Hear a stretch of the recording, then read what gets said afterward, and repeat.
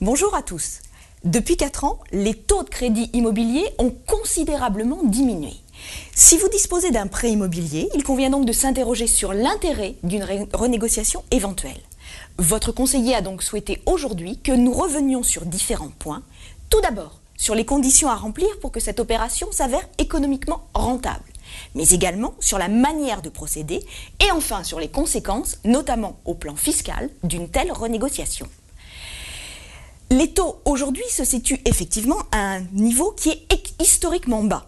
Il est donc aujourd'hui possible d'emprunter à un taux fixe sur 20 ans à 3,45%, voire même à 3% pour les meilleurs dossiers, contre 4,30% en janvier 2012. Pour profiter de cette baisse, il convient soit de renégocier avec votre banque les conditions financières de votre emprunt initial, soit de vous adresser à une banque concurrente qui va racheter votre crédit. La première solution, à savoir la renégociation, est la solution la plus simple, mais également la moins coûteuse.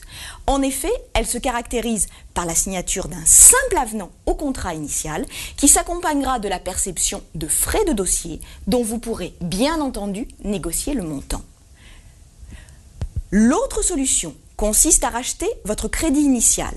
Ce rachat entraîne toutefois des frais supplémentaires. Tout d'abord, des pénalités de remboursement anticipé, qui demeurent toutefois plafonnées à 3% du capital restant dû.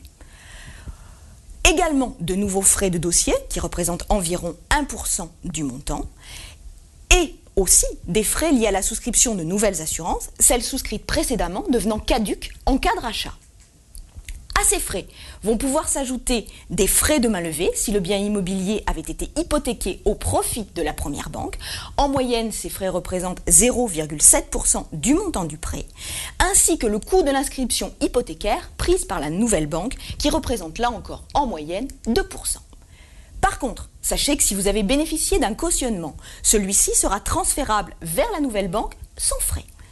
Compte tenu de ces différents éléments, le rachat de votre prêt s'avérera économiquement avantageux si plusieurs conditions se trouvent réunies. Première condition, le rachat doit intervenir au cours des premières années de remboursement. Et en général, pour couvrir les différents frais, il conviendra que la durée restante soit supérieure à la durée écoulée. Deuxième condition, il faut que l'écart de taux soit au moins d'1 point entre vos deux prêts. Et enfin, dernière condition, qu'aucune revente du bien ne soit envisagée dans les 3 à 4 années qui suivent l'opération. Intéressons-nous à présent aux conséquences de ce rachat. Il est important en effet de souligner que le rachat de crédit s'avérera neutre au plan fiscal. En effet, les intérêts du prêt substitutif pourront eux aussi ouvrir droit à déduction du revenu foncier en présence d'un bien locatif ou à crédit d'impôt au titre de l'acquisition de la résidence principale, si bien entendu vous pouviez prétendre à ces avantages au titre du prêt initial. Seule limite, toutefois, il faut que le montant des intérêts du nouveau prêt n'excède pas ceux qui figuraient sur l'échéancier initial. Dans le cas contraire, les possibilités de déduction ou d'imputation du crédit d'impôt se trouveraient limitées en conséquence. Vous l'avez compris, avant toute renégociation ou rachat de prêt immobilier, une étude préalable s'impose pour déterminer l'intérêt économique d'une telle opération au regard de votre situation spécifique.